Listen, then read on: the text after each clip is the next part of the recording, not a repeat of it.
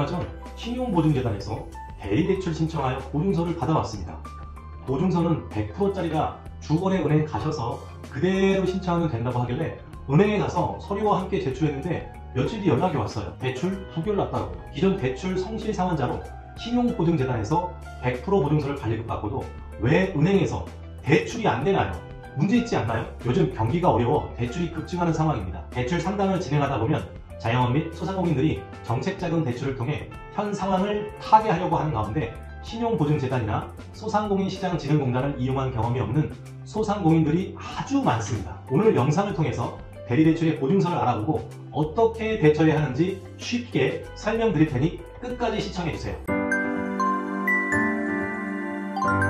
안녕하세요. 사업자는 누구나 정부지원금을 쉽게 이용할 수 있도록 도와드리는 사업성공연구소의 최수진입니다. 최근 자영업자와 소상공인들이 정책자금 대출을 통해 현재의 어려운 상황을 극복하려고 노력하고 있습니다. 이러한 대출은 주로 두 가지 대표적인 기관에서 취급하고 있는데요. 바로 소상공인시장진흥공단과 지역신용보증재단입니다. 정책자금 대출을 알아보면 직접대출과 대리대출로 나뉘어 있다는 것을 확인할 수 있습니다. 이 둘은 대출 과정에서 어떤 주체가 대출 심사와 자금 지급을 말하는지에 따라 구분되며 정책자금 대출을 신청할 때 꼭 고려해야 할 중요한 사항입니다. 따라서 자영업자와 소상공인 입장에서는 자신에게 유리한 조건을 제공하는 대출 방식을 선택하는 것이 매우 중요합니다. 오늘은 특히 대리대출을 통해 발급받게 되는 정책자금 지원대상 확인서 그리고 신용보증서에 대해 자세히 알아보겠습니다. 이를 통해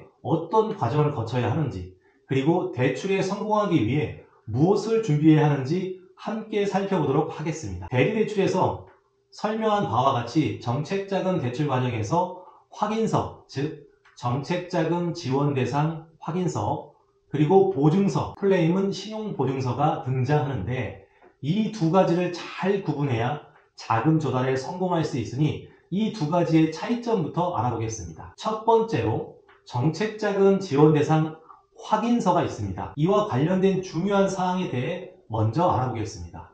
정책자금 지원대상 확인서는 자영업자와 소상공인이 대리대출을 신청할 때 소상공인시장진흥공단에서 발급해주는 서류입니다.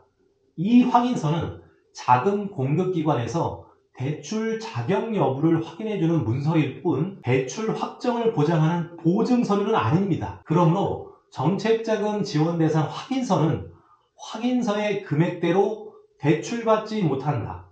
실제 확인서 내용을 보면 소상공인 정책자금 지원대상 확인서 상의 희망 금액은 보증기관 및 대출은행의 보증 및 대출 심사에 따라 거절 또는 감액될 수 있다라고 적혀 있는 것을 알 수 있습니다.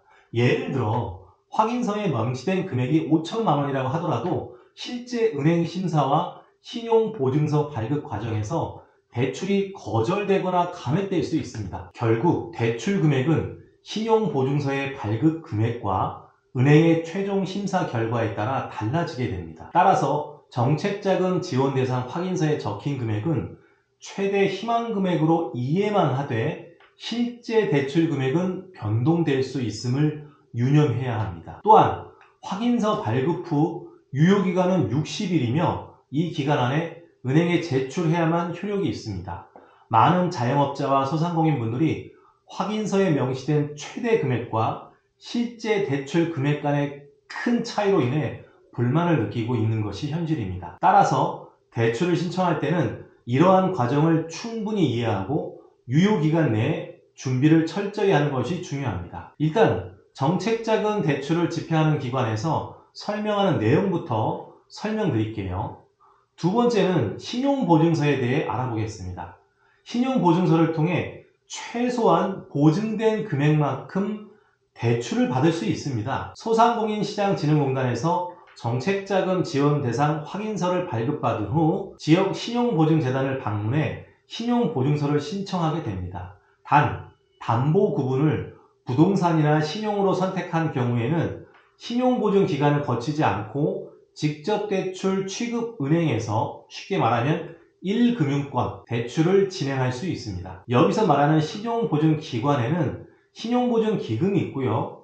기술보증기금, 신용보증재단이 있지만 대부분의 자영업자와 소상공인들은 지역 신용보증재단을 이용하는 경우가 많습니다. 신용보증이란 담보가 부족해 대출이 어려운 기업을 지원하기 위해 신용보증재단이 기업의 신용도를 심사하고 은행에 보증서를 제공하여 대출을 용이하게 하는 제도입니다.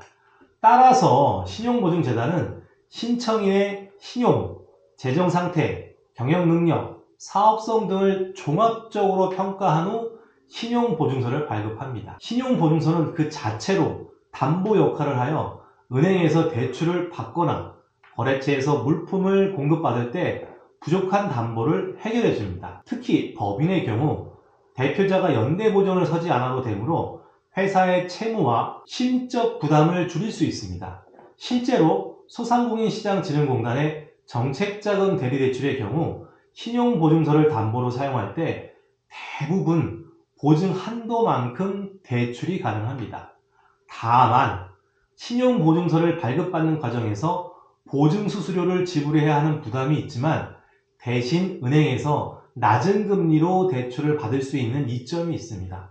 이러한 장점을 잘 활용해 보시기 바랍니다. 오늘의 결론입니다. 대리대출을 통해 소상공인시장진흥공단이나 지역 신용보증재단에서 정책자금 지원대상 확인서나 신용보증서를 받으신 경우 해당 서류를 지참하고 반드시 주거래은행을 방문하여 별도의 심사 과정을 거쳐야 대출이 실행될 수 있습니다.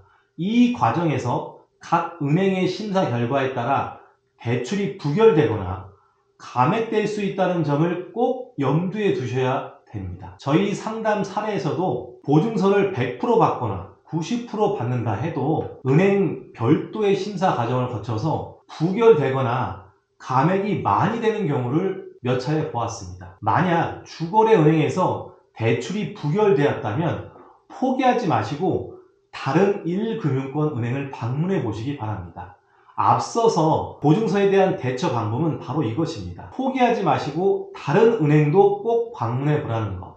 은행마다 심사 기준이 다를 수 있기 때문에 완화된 심사로 대출을 받을 수 있는 은행을 찾아야 하기 때문입니다. 주거래은행에서 부결되었다고 바로 포기하지 말고 다른 은행에서 시도하는 것이 중요하다는 점을 기억해 주세요. 이러한 경험은 실제 현장에서 여러 차례 시도하여 얻은 결론이니 꼭 참고하시기 바랍니다. 저희가 지금 다루고 있는 유튜브 주제에 대해 강한 책임감과 사명감을 느끼고 있습니다. 유튜브를 통해 자영업자와 소상공인 분들을 돕는 일에 큰 의미를 두고 있으며 코로나 이후의 경기 침체로 많은 분들이 어려움을 겪고 있다는 점을 잘 알고 있기 때문입니다. 이분들이 필요한 정보를 쉽게 접근할 수 있도록 돕고 싶다는 강한 동기부여가 생겼습니다. 특히 유튜브가 새로운 기회와 돌파구가 될 수 있다는 희망을 주기 때문에 더 많은 사람들에게 긍정적인 영향을 미칠 수 있다는 점에서 큰 보람을 느끼고 있습니다. 앞으로도 누구나 정책 자금을 쉽게 이용할 수 있도록 돕는 사업 성공 연구소가 되겠습니다. 오늘 영상과 관련해서 더 궁금한 점이 있다면 언제든지 댓글로 남겨주시고 저희 채널을 구독하고 알림 설정을 해두시면 앞으로도 유익한 정보를 빠르게 받아보실 수 있습니다. 그럼 다음 영상에서 더 유익한 정보로 찾아뵙겠습니다. 감사합니다.